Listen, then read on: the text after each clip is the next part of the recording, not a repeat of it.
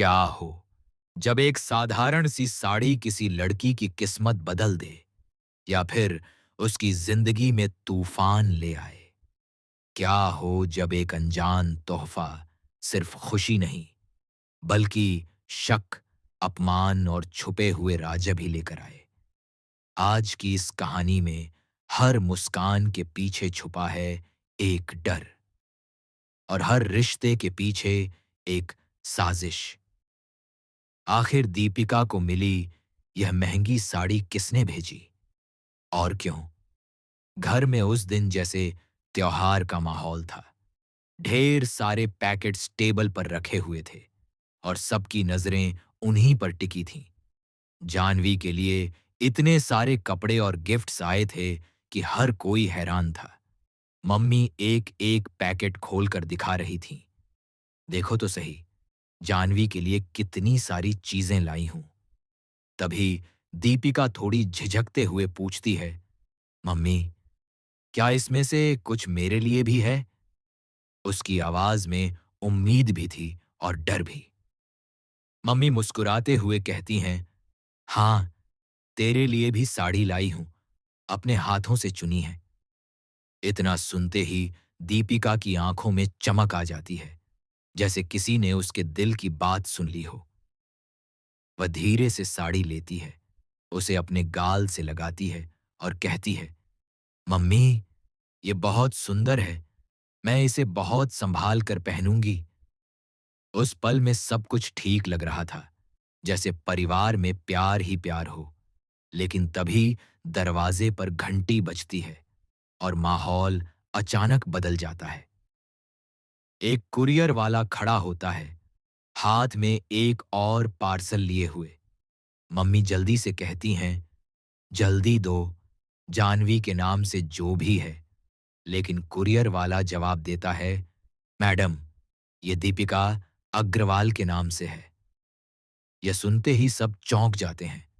दीपिका खुद भी हैरान हो जाती है, क्योंकि उसे नहीं पता कि यह किसने भेजा है। किसने भेजा है?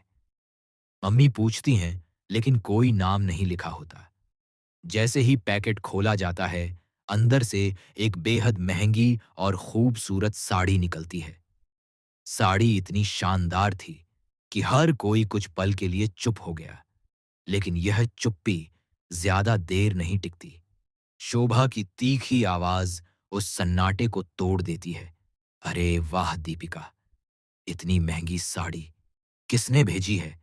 या फिर किसे फंसाया है? उसके शब्द तीर की तरह चुभते हैं। दीपिका का चेहरा उतर जाता है, उसकी आंखों में आंसू आ जाते हैं। लेकिन वह खुद को संभालते हुए कहती है, मैंने कुछ गलत नहीं किया। मगर शोभा रुकती नहीं। कोई भला आदमी तुझ पर इतना पैसा क्यों खर्च करेगा? जरूर कोई चक्कर है। यह सुनकर दीपिका का दिल टूट जाता है। तभी उसके पिता आगे आते हैं। उनकी आंखों में गुस्सा और दर्द दोनों होते हैं। वह जोर से कहते हैं, बस, मेरी बेटी पर कोई उंगली नहीं उठाएगा। मैं अपनी बेटी को अच्छी तरह जानता हूं, वह कभी गलत काम नहीं कर सकती। उनके शब्द दीपिका के लिए एक ढाल बन जाते हैं। वह रोते हुए अपने पापा के गले लग जाती है।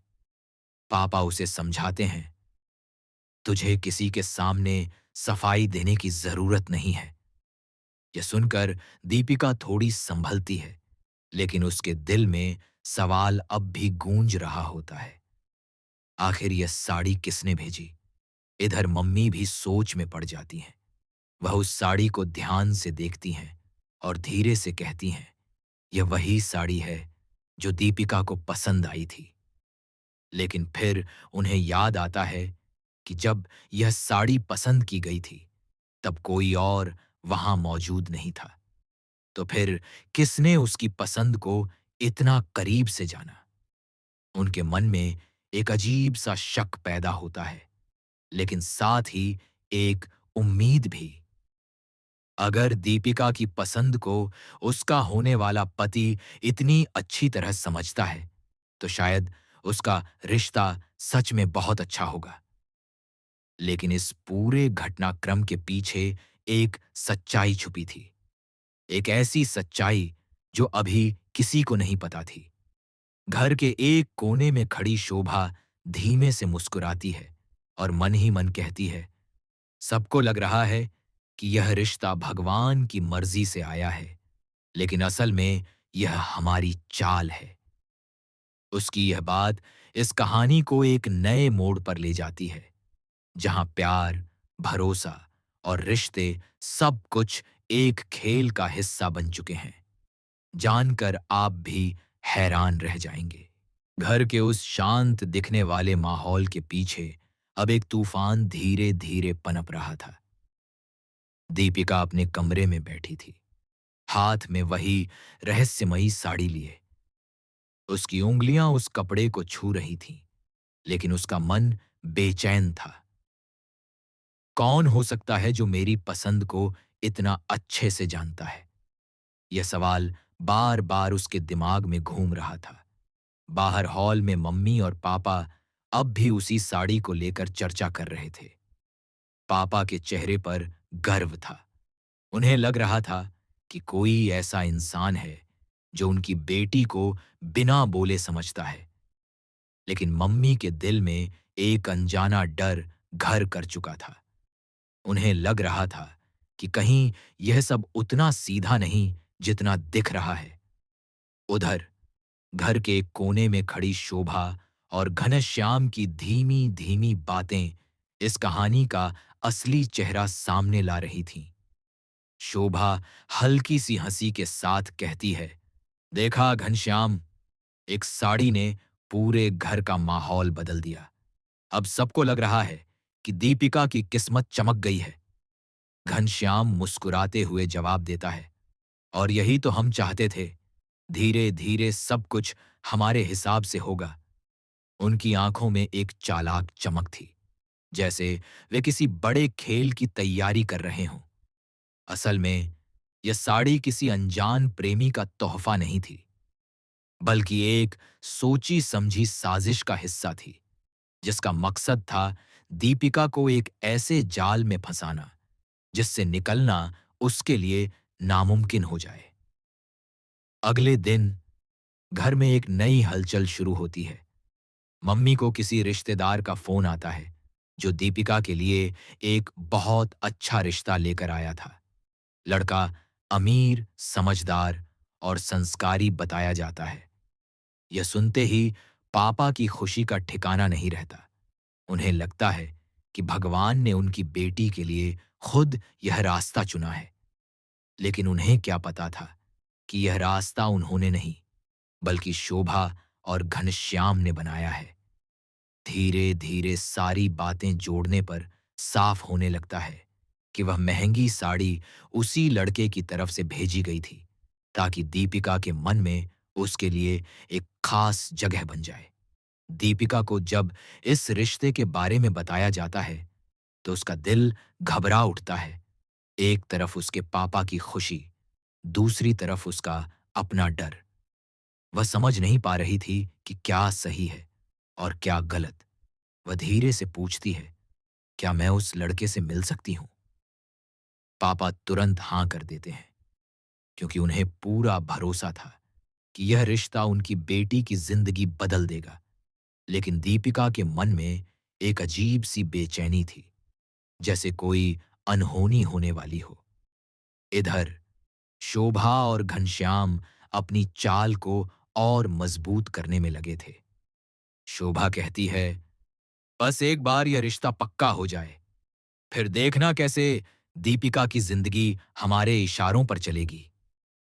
घनश्याम सिर हिलाते हुए कहता है, और तब उसे समझ भी नहीं आएगा कि वह फंस चुकी है। उनकी बातें सुनकर साफ था कि यह सिर्फ एक शादी नहीं, बल्कि एक जाल था, जिसमें दीपिका को फंसाया जा रहा था। मुलाकात का दिन आता है। दीपिका घबराई हुई बैठी होती है। उसके हाथ ठंडे पड़ चुके होते हैं। जैसे ही वह लड़का कमरे में आता है, दीपिका की नजरें उस पर टिक जाती हैं और उसका दिल एक पल के लिए रुक जाता है। उसके चेहरे पर एक अजीब सा भाव आ जाता है।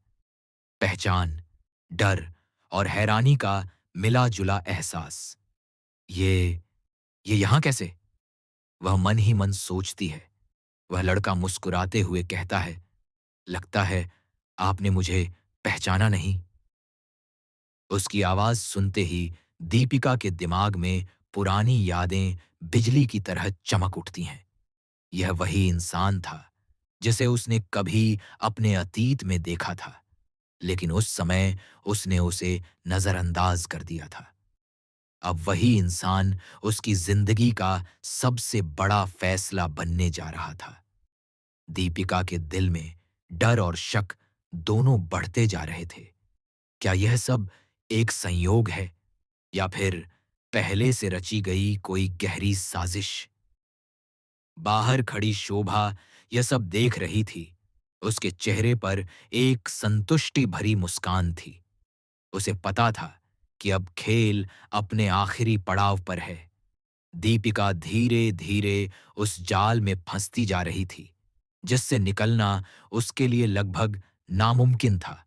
और यहीं पर कहानी एक ऐसे मोड़ पर आकर रुकती है, जहां हर रिश्ता एक सवाल बन जाता है, हर मुस्कान एक राज छुपाती है और हर सच झूठ से भी ज्यादा खतरनाक लगता है। अब आगे क्या होगा? क्या दीपिका इस साजिश को समझ पाएगी या फिर हमेशा के लिए इस जाल में फंस जाएगी? असली खेल तो अब शुरू हुआ है।